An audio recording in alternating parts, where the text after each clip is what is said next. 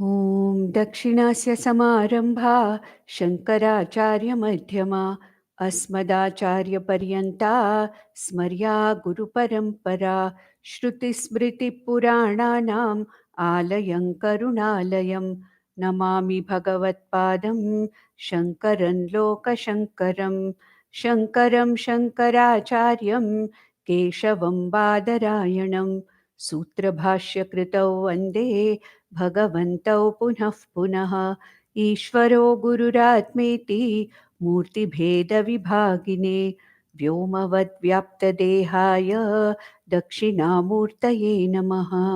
परिज्ञानाश्रम श्रीगुरुशङ्कर परिज्ञानाश्रम शङ्कर सद्गुरु केशववामन कृष्णपाण्डुरङ्ग आनन्द परिज्ञान गुरु सद्योजात शङ्कर सद्गुरु गुरुर्ब्रह्मा गुरुर्विष्णु गुरुर्देवो महेश्वरः गुरुः साक्षात् परब्रह्म तस्मै श्रीगुरवे नमः।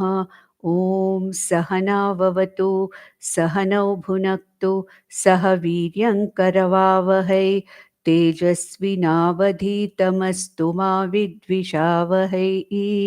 ॐ शान्ति शान्ति शान्तिः। श्रीहरिं परमानन्दम् उपदेष्टारमीश्वरं व्यापकं सर्वलोकानां कारणं तं नमाम्यहम्. So we saw that Bhagwan Shankaracharya was talking about what are the prerequisites for a person to get the yogyata or the adhikaritvam to get into Vedanta.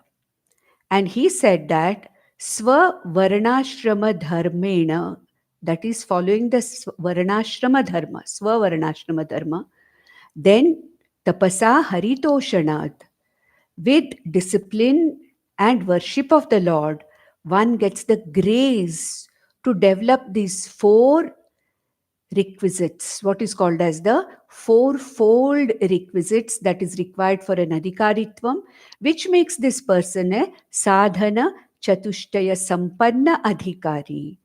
And what is this sadhana chatushtaya? This was vairagya. The first thing that was explained was vairagya.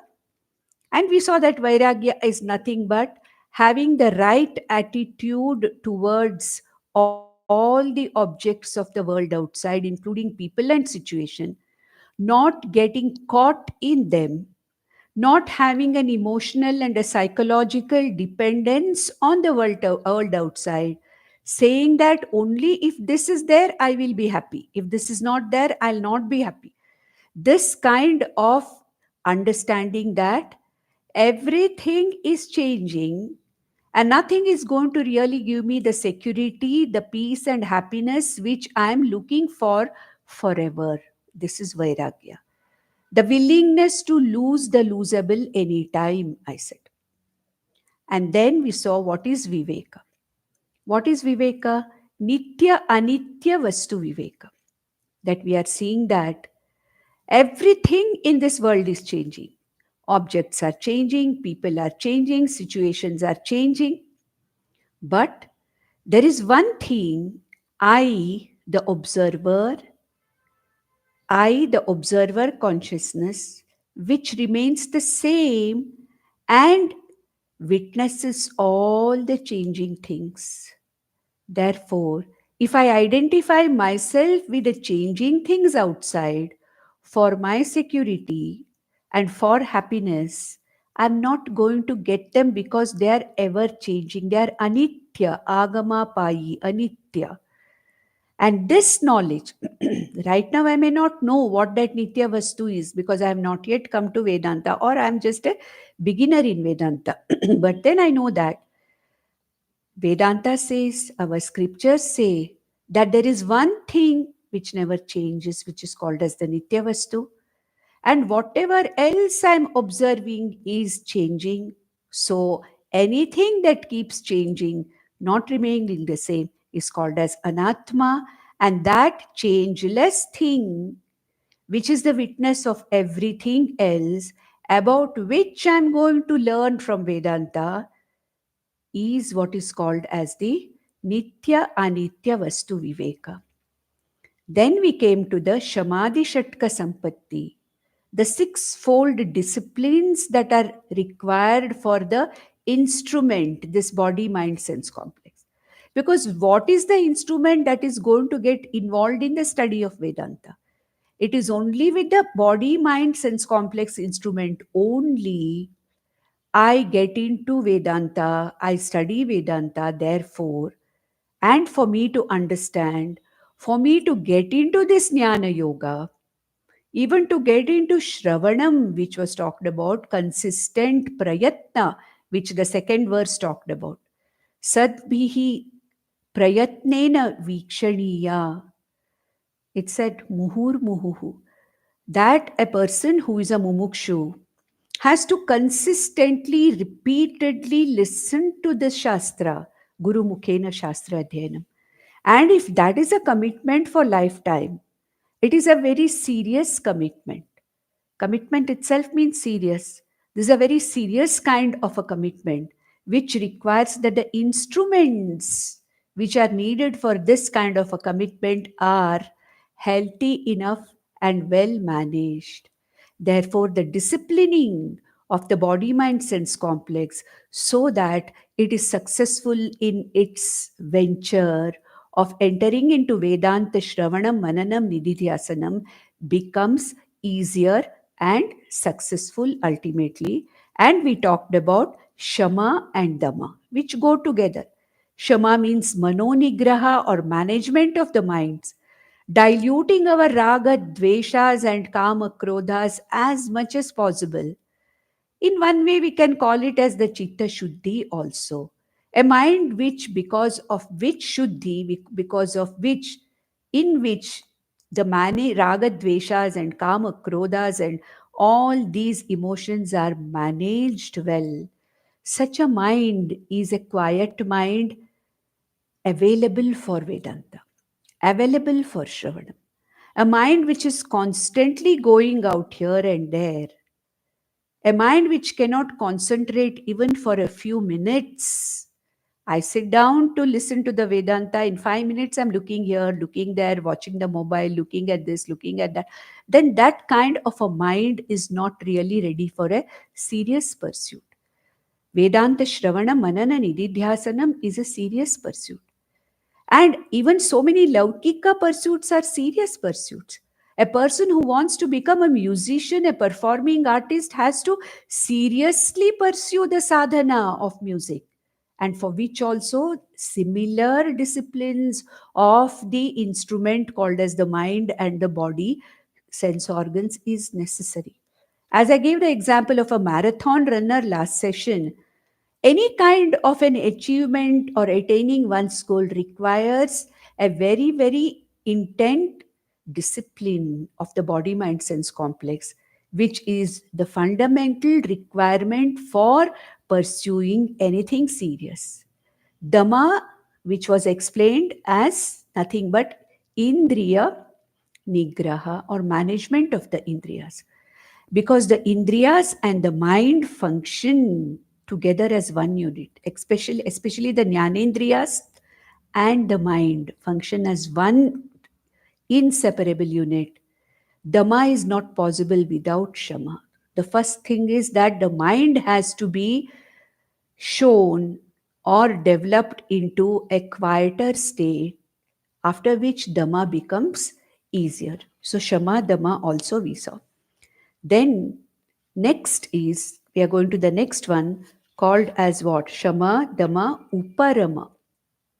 Let us go to the seventh verse. It says, it explains the Uparama and Titiksha in the same verse. The first line talks about Uparama or Uparati. Then the other one, the second line, talks about what is called as the here Titiksha.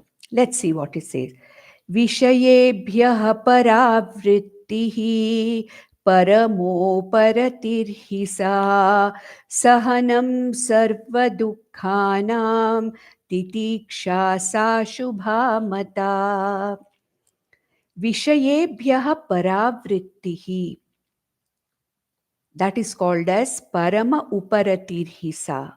So, what is this Uparati? Uparati or Uparama mean the same. Uparati, the word used here is Uparati. That whenever the mind and the sense organs try to go out, because that is their natural tendency. It is a very natural tendency for the mind and the sense organs to move out because that is the way they are created. The sense organs are created to perceive the external stimuli, gather the external stimuli. The mind is made or created for processing the external stimuli. Therefore, it is a natural effort, it's a natural thing for the mind and the sense organs to keep going out to their respective fields of objects of perceiving and understanding.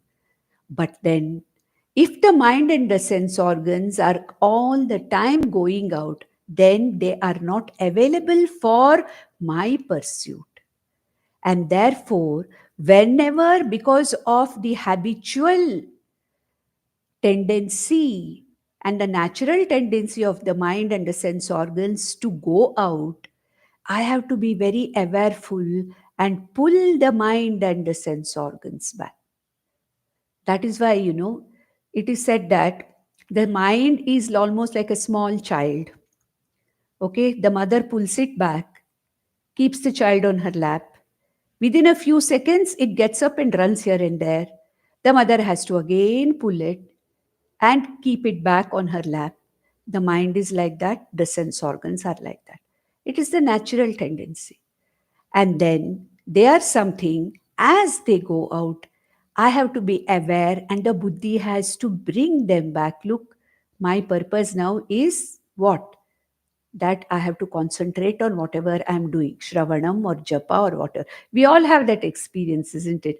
When we try to sit for Japa or Anushtanam, 2-3 minutes also is difficult. We are mechanically doing the Japa, mechanically doing all the puja, everything. All the Kaika karma, Vachika karma is happening. But where is the mind? Where are the sense organs? The eyes are looking here and there. The mind is thinking of something else. So, this is running out of the mind and sense organs where I have to be extremely careful and awareful as the mind and the sense organs try to escape out. I have to, with practice and with vairagya, I have to pull them back. That's why Krishna said in the 6th chapter, Abhyasena tu kaunteya vairagyena. Abhyasena vairagyena.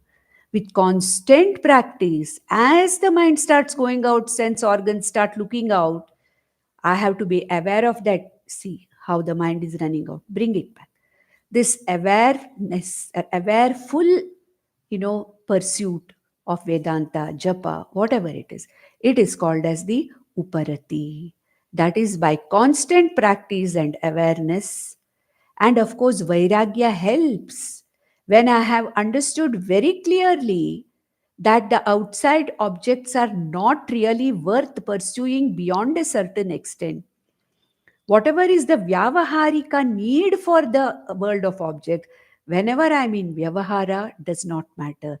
Let me be there with the objects. But right now, I am doing Vedanta Shravanam. I am doing japa. I don't require to be involved in the world of objects outside. When that knowledge, when that understanding comes, and when this vairagya is there, automatically the tendency, outward going tendency of the mind and sense organs automatically comes down. So, vairagya and abhyasa become very important. And first thing is that I should be aware that my mind and sense organs are not with the pursuit, but they have already left the pursuit. Then the second line of the 7th verse says, Sahanam sarva dukkhanam titiksha sa shubhamata. Sarva dukkhanam sahanam. What is the meaning of sahanam? Forbearance.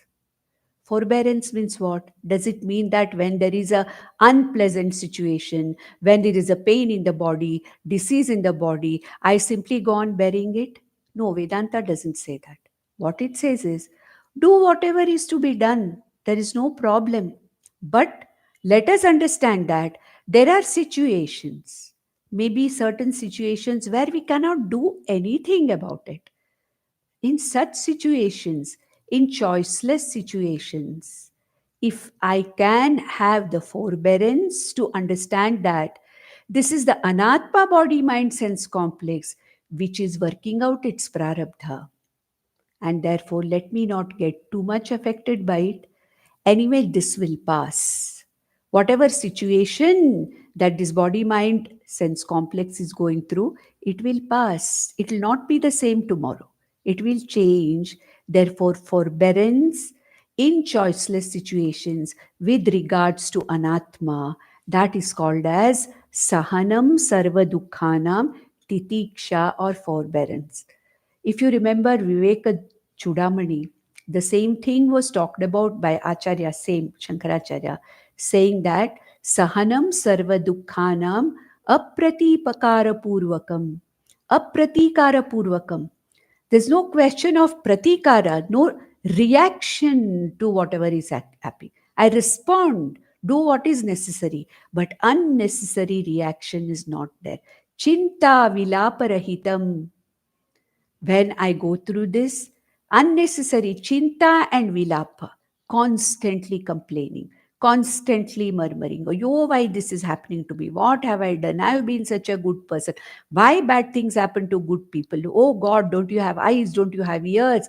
I have been your bhakta, praying to you, doing everything. Nothing is happening. I'm suffering so much. All this kind of vilapa, chinta, what will happen, how will it go, what will happen to me after 5 years if this is the situation, will I become bedridden, will there be some problem if nobody is there with me, how will I live alone, what will I do? Chinta vilapa rahitam apratikara purvakam sahanam is called as titiksha.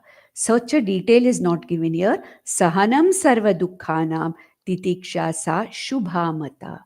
Shubha means that is good for me. Shubhamata.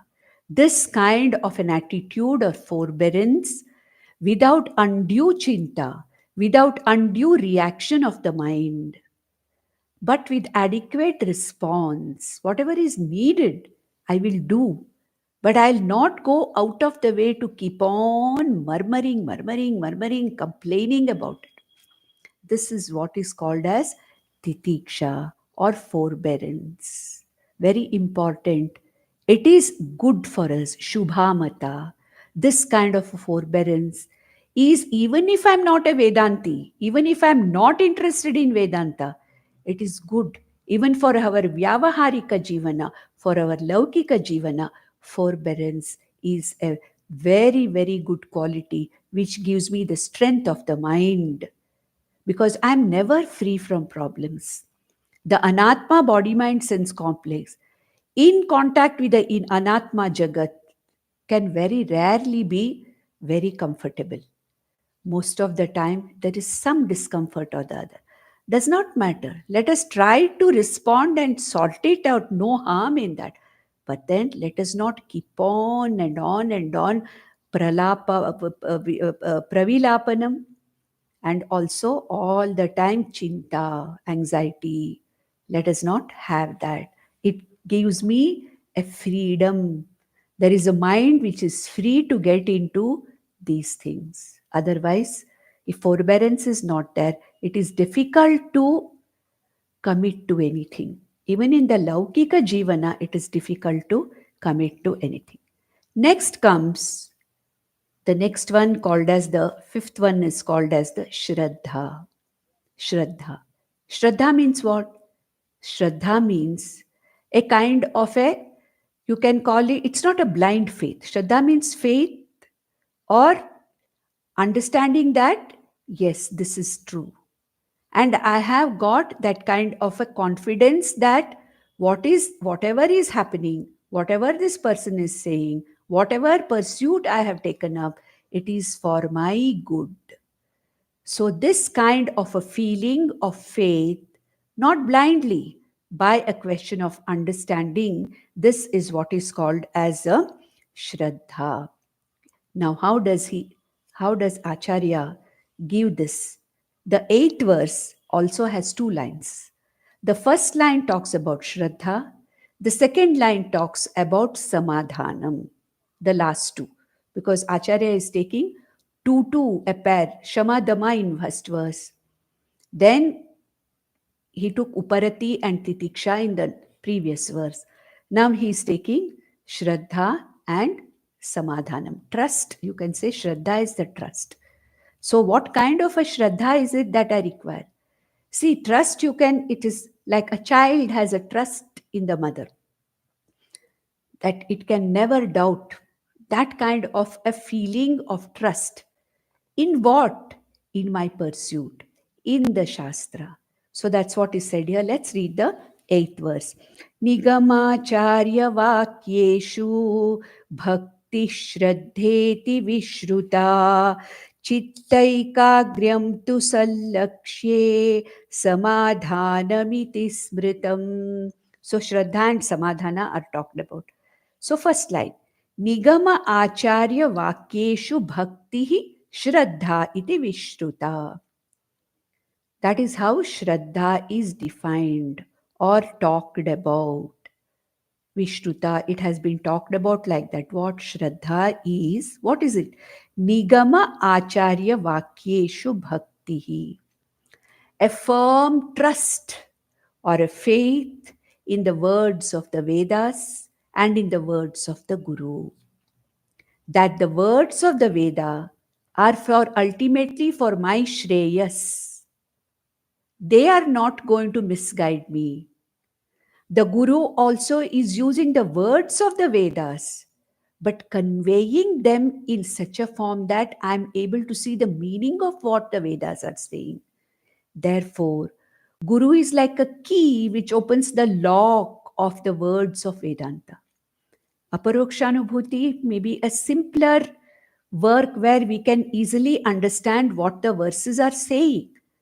But there are Upanishads like Brihadaranyaka Upanishad, Chandogya Upanishad, where the verses are so pithy or verses are so cryptic that we have to depend upon the Guru to open the lock of the words of the Shruti to make sense for us. This is what is said in Vivek Chudamani also. Opening up the real meaning of the cryptic words of the Vedas can be done only by a Shrotriya Brahmanishta Guru. And therefore, I have to have the Shraddha that the Shruti is not misguiding me. At the same time, the Guru is also not misguiding. The Shruti and Guru, the words of the Shruti expounded by the Guru, are for my ultimate good, Shreyas. Right now, I don't understand it. But if I commit myself to this Shastra Shravanam, Guru Mukhena Shastra Shravanam, then one day or the other, I'm going to see the truth of which is going to be of ultimate benefit, Shreyas to me.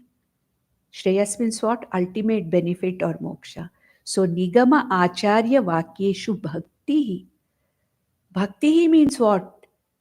It's not a blind faith, but a deep sense of trust, a deep sense of surrender to the Shastra. I surrender my intellect to the Shastra and Guru and try to, doesn't mean that I simply accept it. In Mananam, I question it.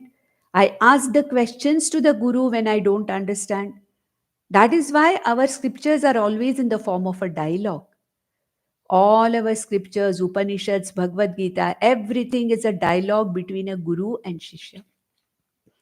The Shishya has every right to ask a relevant question, pariprashna. A relevant question he is always allowed to ask. And therefore, Nigama means the Vedas. Acharya is the teacher. Okay. So, Acharya or Guru Nigama Acharya Vakyeshu Bhakti Shraddha iti Vishruta. Shraddha iti Vishruta. That's how it is to be understood. Then, what is Samadhanam? Chitta Samadhanam, we say. Second line of the 8th verse says, Chittaikagryam tu sallakshye samadhanam iti smritam. One pointed focus. Chitta ekagryam. Where? Sallakshye. One pointed focus. One pointed concentration on this matter, on the subject of, on whatever I am listening to. My total involvement with the subject. If I am doing Shravanam, whatever Shravanam I'm doing, Vedanta Shravanam, I am absolutely focused, one pointed focus, concentration. The mind doesn't run here and there. This is called as Chitta Ekagryam, Chitta Naishchalyam. We have seen that. Chitta Shuddhi Karma Yogena, Chitta Naishchalyam Upasana Yogena. By Upasana, Japa, Anushtana is meant to give me this Chitta Naishchalyam. Naishchalyam means what? Not a constantly wavering and running out mind, but a mind and a buddhi which are an antakaranam which is capable of concentrating on the lakshyam. Whatever is my goal now, on that I am able to concentrate. That is what is called as the Chitta Ekagryam Samadhanam iti. Samadhanam. Samadhiyate, it is called as chitta samadhiyate. Chitta means this mind or antakaranam is capable of concentrating. Have you not observed it, all of us? If we are reading something very interesting, or if we are watching something very interesting, the mind just doesn't go for a minute from there. And then at the end of whatever you watch, my God, half an hour is over. Didn't realize how half an hour passed. I was so involved in that. All of us know this cricket match, especially when India and Pakistan are playing. The Chitta Ekagryam is really at its peak. If that kind of an Ekagryam we can have in Vedanta pursuit, then naturally it says that Samadhanamiti Smritam. And for Samadhanam, remember one thing, there should be a contentment in the mind. And a discontent mind, a mind which is all the time feeling discontented, unhappy, apurnam, such a mind cannot concentrate. So some amount of contentment is there. What gives me this contentment of the mind which helps me in concentrating?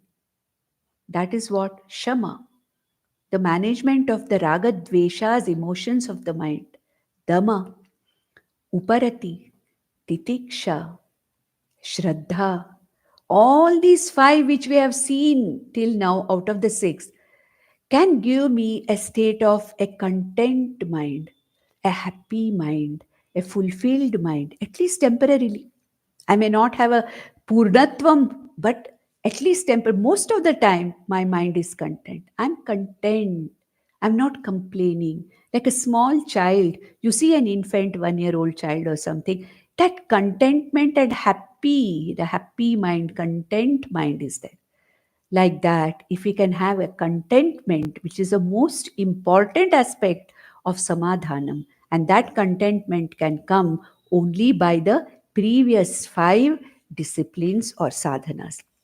With this, we have completed the 3rd sadhana chatushtaya, which is called as Shamadhi Shatka Sampatti. Shamadama, involving the mind and the sense organs. Again, everything involves the mind and the sense organs only. When the mind is quiet, the body is also quiet. When the mind is not running around, the body is also not fidgeting. So the body's state of sitting in one place comfortably without fidgeting with itself, all this is something which depends on the health of the mind and the sense organs, which we talked about in the Shamadhi Shatka Sampatti. Then the last one of the sadhana chatushtaya is called as what? That is that desire for moksha, mumukshuta, it is called as mumukshuta, moktum ichha, the desire to be free from the bondage that I'm perceiving now, the desire to be free from this discontent mind which I'm all the time feeling, the desire to be free from this alpatvam, the limitation, apurnatvam that I'm feeling, the desire from this constant dependence upon the world of objects and people and situations without which I feel I am incomplete, apurnam. So the freedom from this, all this is what samsara. All this is samsara. Whatever I mentioned now. What is samsara? Raga, shoka, moha is called samsara. And what brings about this raga, shoka, moha? All these things which I just mentioned, all these things are samsara. And every one of us really want to be free from that. But we don't know where to look for that freedom. We don't know what gives that freedom. We feel that the more and more we are involved in the world outside, the more and more we accumulate, the more and more we amass and acquire name and fame and money and material things and relationships and whatever it is, we feel that is going to really give us this freedom from samsara. But no, that is not. It's only a temporary feeling. It is only a temporary feeling of fulfillment. That is what our scriptures say, that if you really want to be free from this touch and go, coming and going, sukha dukkha all the time from this samsara, you have to have the tivra mumukshuta. Tivra mumukshuta means a very deep and an honest desire to get out of this bondage, a very, very sincere and serious effort to find that thing which gives me this ultimate purnatvam and peace of mind. That is the desire, a tivra mumukshuta. That is an intense desire for freedom from samsara is called as mumukshuta. And such an intense desirer is called as a mumukshu. So what is this what is this mumuksha or mumukshata or mumuksha also it is called as? What is it? We'll see the ninth verse. Samsara bandha nirmuktihi katham syad me daya nidhe itiya sudhrida buddhihi vaktavya sa mumukshuta. Mumuksha or mumukshuta. What is it? Samsara bandha nirmukti katham me syat. How can I get out of this incompleteness rupi samsara? Raga, shoka, moha rupi samsara. Sukha, dukkha rupi samsara. Constant changing situation. I can never be sure what I am going to face the next moment. An extreme dependence, an emotional, psychological dependence on the world outside, constantly involving in turning and fine tuning the knobs of the universe outside for keeping myself calm and happy, to feel contented. No. How much can I go on changing the knobs and how long? I change this knob, that knob needs to. Settle one situation, another situation is ready to be dealt with. So he says, Samsara bandha nirmuktihi. Am I going to, is there anything which can help me in forever getting out of this dependence on the world of objects outside, and which can help me to make myself free from this samsara? Katham syat me dayanidhe? He dayanidhe. This is a question asked by the Shishya to the Guru. He dayanidhe. He ocean of compassion. He Guru. Is there any way I can completely, permanently be free from this samsara? Because I've heard that there are people who are free from samsara.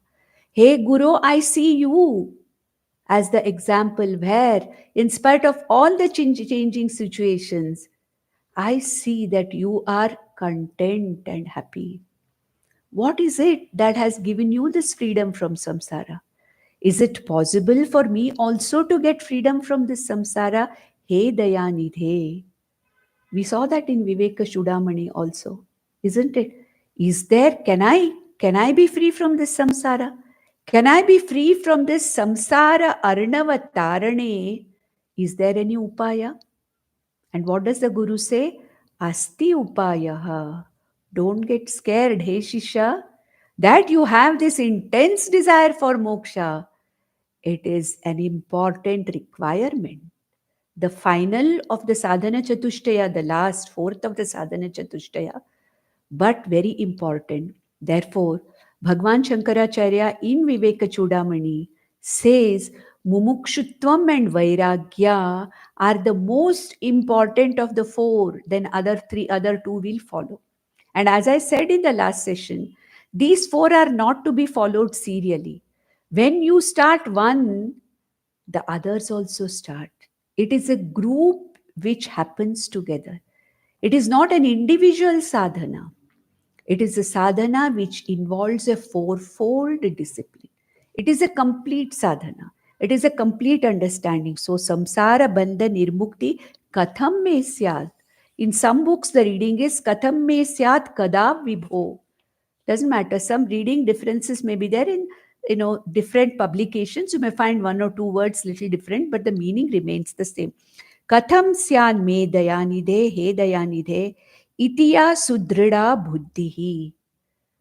This firm conviction, this firm intense desire that I should be free from this samsara. Now my question comes, many times this question is asked. You say desirelessness or dispassion is vairagya. Is not a desire for moksha also a desire? But this is a shubha ichha. A shubha ichha which is ultimately going to free me from the samsara itself. So it doesn't matter. Temporarily, I have given up the other ichhas by vairagya, replacing my other unfulfillable ichhas by this ichha. So, though mumukshutvam or mumuksha or mumukshuta is also a desire, it is a shubhavi ichha which is not going to make me drown into the samsara, but this is the ichha which will direct me towards Shreyas. Therefore, till I understand that I am the moksha swarupa atma, nitya shuddha buddha mukta atma, till I understand that, Mumukshutvam is very important for me to pursue this journey. With this, we have completed what is called as the prerequisites or the requirements for Jnana Yogyata in the form of Sadhana Chatushtaya Sampatti. Now, I have gained enough Sadhana Chatushtaya Sampatti. I have understood that I have to get involved in Vedanta Shravanam, Mananam, Nididhyasanam with commitment, and that should be my ultimate priority. Moksha Purushartha is my Purushartha Nishchaya. Just having this is not sufficient. I have to get into the inquiry of Vedanta. Vedanta Vichara I have to enter into. And what are the modules or modes of Vedanta Vichara? Shravanam, Mananam, Nididhyasanam is what is called as the Vedanta Vichara. Enquiry. Enquiry into Vedanta. By utilizing these three things, Shravanam, Mananam, and Nididhyasanam. So now let us see the 10th verse, which introduces a mumukshu into Vedanta Vichara. Now it says, Ukta sadhana yuktena vicharah purushena hi siddhya kartavyo jnana siddhyarthamatmana shubhamichhata. This verse doesn't absolutely fit into the Anushtup Chandas. It doesn't matter. So we have to just read it in such a way that it makes sense. Ukta sadhana yuktena vicharaha purushena hi. So, what is the meaning of this? Ukta sadhana, the sadhanas that have been talked about in the form of fourfold sadhana, sadhana chatushtaya, viveka, vairagya, shamadhishatka sampatti, mumukshutvam, ukta sadhana yuktena, the one, the individual, the mumukshu who is endowed with this sadhana chatushtaya becomes an adhikari for Vedanta vichara. Vicharaha purushena hi. Vicharaha purushena hi. This person is a adhikari, a qualified person. We also have what is called as Manda Adhikari, Madhyama Adhikari, Uttama Adhikari. All of us start as Manda Adhikaris. And as our inquiry into Vedanta is pursued, we all become Madhyama Adhikaris and then we become Uttama Adhikaris. Straight away, we are not Uttama Adhikaris. Therefore, this is known by our Vedas also. Therefore, Vedanta doesn't start with Aham Brahmasmi straight away. Vedanta doesn't start with you are that Brahman. It doesn't start. Brahma Satyam Jagan Mithya Jivo Brahma Eva Naparaha comes later. Okay? When Lord Krishna said Kshetrajnam Chapi Mam Vidhi Sarva Kshetreshu Bharata, it started in 13th chapter, not in the first 12 chapters. So Vedanta, Veda also starts its teaching meant for a Madhyama, for a Manda Adhikari, means of an Adhikari who is sufficiently prepared to enter into Vedanta, beginner. Then I go to the Madhyama Adhikari where I have learned something and I am able to capitalize on that. And then I become the Uttama Adhikari where I am complete with the Sadhana Chatushtaya and I am prepared for Nididhyasanam. Enough of Shravanam has been done, enough of Mananam has been done. I am fit for Nididhyasanam. So Ukta Sadhana Yuktena, the person who is endowed with this Ukta Sadhana, whatever has been said, Purushena for this, Siddhya Kartavyo Dhyana Siddhyartham Atmanaha Shubham Ichhata. For the Atmanaha Shubham means for the good of himself, a person who is endowed with the sadhana chatushtaya, may he enter into the Vedantic inquiry. So I develop all the preparation for the marathon race, but ultimately I don't run the marathon. What is the point? I make all the preparations for the examination, but don't sit and write the paper examination paper. What is the use? So I am prepared with the sadhana chatushtaya sampatti. Now the next step is I should enter into Vedanta vichara for my ultimate good. Atmana shubha ichhata purushena siddhyaha kartavyo jnana siddhyartham. Enquiry has to be done. Okay? Enquiry for what? To get this knowledge. What is the purpose of enquiry? To understand what the Vedas are saying. For this jnanam, the knowledge that Vedanta is giving me, that is the purpose of this particular preparation. So, what is the role of the jnanam here? Without jnanam, is it not possible to reach my goal or to understand or be free from samsara? No. Jnanattu eva kaivalyam. Jnanattu eva mokshaha. It's only Vedanta Vichara and Atmajnanam. What is the meaning of Atmajnanam? My Swarupam, Jagat Swarupam, Ishvara Swarupam, what it is. This Atmajnanam called as Brahmajnanam or Brahma Vidya or Vedanta, whatever. That is what is the ultimate release from samsara. And if that is so, jnanam or this knowledge is important. Doing is not important. I have done enough through Karma Yoga and developed Chitta Shuddhi. I have done enough of Upasana and developed Chitta Naishchalyam. I have done enough of Karma Yoga and Upasana Yoga to become an Adhikari, Sadhana Chatushtaya Sampanna Adhikari. Now there is nothing left to be done, but what is left is to be known. Only what is to be now is to be known, not go on doing. I have to know. Like you go on cooking, but don't eat. What is the use? After you have finished cooking, then you have to eat that. Similarly, after having sufficient amount of Chitta Shuddhi, Naishchalyam, Sadhana Chatushtya Sampatti, I have to go into Vedanta inquiry for this knowledge.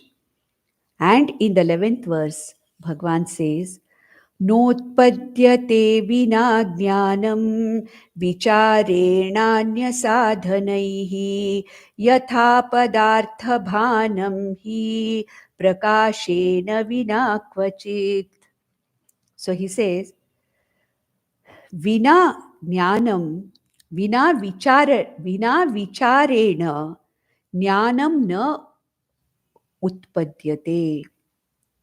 Knowledge cannot be got without enquiry. That is, na utpadyate jnanam vina vicharena anya sadhanaihi. If I want jnanam, I have to get into the study of that particular, whatever jnanam I want to have. If I want to have physics jnanam, I have to do vichara on the physics material, whatever it is. If I want to have the literature jnanam, I have to do inquiry into the various literature texts. Similarly, if I want to have Atma Jnanam, I have to do vichara on those texts or the words of the Shruti which give this knowledge. So, vicharena vina jnanam na utpadyate. Knowledge cannot be had, knowledge cannot be produced, nothing can be known without inquiring into it. What is the meaning of inquiry? Exposing my intellect to that shastram which expounds this knowledge. I am prepared with the school and college and graduation and post graduation in physics, MSc in physics. Now I want to do, find something else as a PhD. I have to do inquiry into it. I have to go deeper into it. I have to research into it. And I have to expose this intellect which is prepared by so many years of prayatna. I have to expose it to further possibilities. Similarly, this intellect which is prepared, sadhana chatushtaya sampanna adhikari, has to be exposed to the shastra through Shravanam, Mananam, and Nididhyasanam. This process of bringing my intellect in contact with the Shastra through the processes of Shravanam, Mananam, and Nididhyasanam is called as inquiry or vichara. Okay, then Yatha Padartha Bhanam hi Prakashena Vina Kvachita.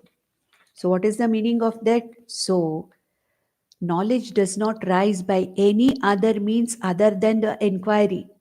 Just as if in the night, in a dark room, there is an object I know, I want to get that object without shining of the light, without the light shining on that object is not available to me, isn't it? Similarly, it is necessary for inquiry into Vedanta for this knowledge. So, knowledge arises only on exposing this intellect to the Vedanta Shastra, Guru Upadesha Mukhena, Shastra Adhyayanam.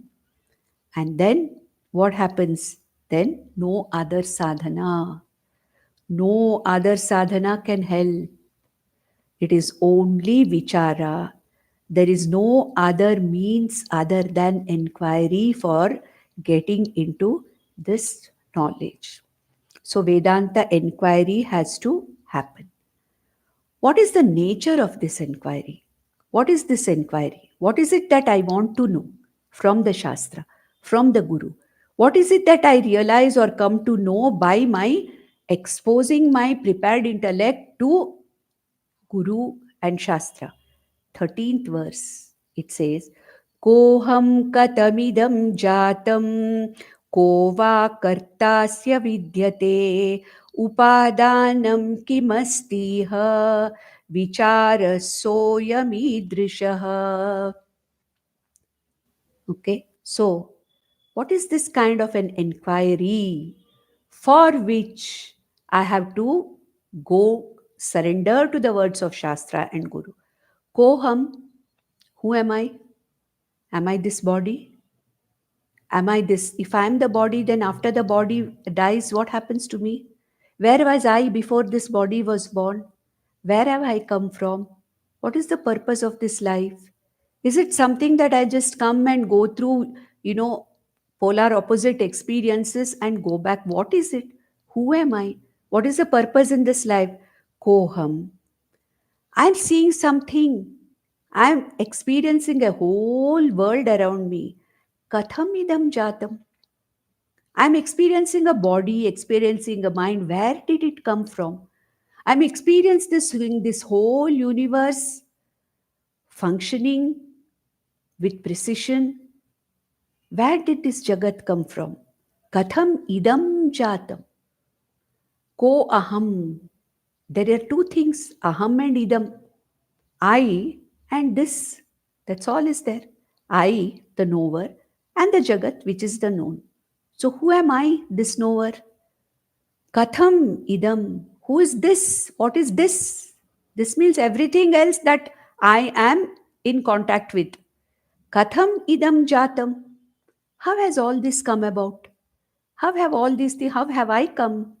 Who am I? From where have I come?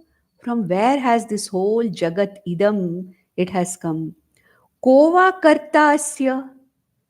Is there a creator of this? Is there a creator of this body? Is there a creator of this universe? Is there somebody who is sitting somewhere in the high up in the clouds and running this whole thing? What is this? Kova karta asya vidyate. Upadanam kim asti iha. What is the material with which all this is made? Because I see everything is of a different nature, of different material. So, what is that common material, or what is it from which this whole universe has come? Upadanam kim asti iha vicharaha soyamedrishaha. This is the question, these are the questions that I ask to go to this inquiry. Who am I? Nothing can answer me this question except Vedanta or Vedas. What is this Jagat? Except Veda, nobody can answer. Who is the creator, creator of this Jiva and Jagat? Ishvara. Nothing can answer me except Veda. So, what is the meaning? What is this Jiva, I? What is this Jagat which is full of other Jivas and objects? What is this Ishvara who seems to be the Niyantraka, Nirnayaka, the controller of this whole thing? What is this? So, this kind of a desire to know about myself, my environment around me in the form of the Jagat, and that something which is not seen by me but which seems to be controlling all that is happening here, what I call as Ishvara. What is this? What am I an experiencer? Then who am I as an experiencer? If I'm experiencing this idam, what is this experienced Jagat? Is there something else other than this experiencer and experienced? Is there something else which is bringing these two together? So, saha ayam idrishaha. This is the kind of questioning or the questions that propel me into an inquiry, because these questions are not answered by anything, by anybody. These questions are the ones we ask the Guru. We have seen that in Vivek Chudamani also. Ko nama bandhaha, kasya idam pratishta, katham agataha. What is this bandha? From where has it come? How does it continue? This was the type of inquiry which is similar what is given here. which happened in Vivek Chudamani. Here, Acharya gives it in a little different way. Who am I? What is this Jagat that I am perceiving? What is the reality of the experiencer? What is the reality of that which is experienced? This kind of question that comes and which I know cannot be answered by anybody else. If I ask my parents, if they know something, they may. Otherwise, most of the time, keep quiet. When you grow up, you will know. When you become big, you will know. That's what the answers many of us get when we are children, because they themselves do not know what to answer this question. Okay, so this is serious inquiry of a prepared intellect which propels me. These questions, these are the existential questions which propel me into the inquiry of going to Vedanta, because Vedanta is the only pramana. Veda is the only pramana. Veda and Vedanta, we can take it together now. Let us not distinguish. Veda is the only pramana. Veda is the only source of knowledge. Veda is the only instrument knowledge which can answer me all these questions. No other pramana can answer these questions. Then the next, that how it explains. What is this vichara which is answered? The Guru answers this question with Shastra background. We'll just enter into this verse because now we are going into Atma Anatma Viveka. Who am I, the experiencer? This inquiry is being answered here. Who am I? So it says, Naham bhutagano deha, Naham chakshaganas ye tadvilakshana kaschid vichara soyamidrishaha. So this is one vichara, the first vichara I get into. So we can say this is the Atma Anatma Viveka. So, Naham Bhutaganaha, who am I, the experiencer? So, I don't know that now. I do not know that I am not the Bhutaganaha. Bhutaganaha means the five elements together, the group of five elements. Right now, I don't know I'm not the body. I'm not the mind. I'm not the sense complexes. I'm not this elemental anatma. Iti, I don't know. Okay. So that is the inquiry. That is how it begins.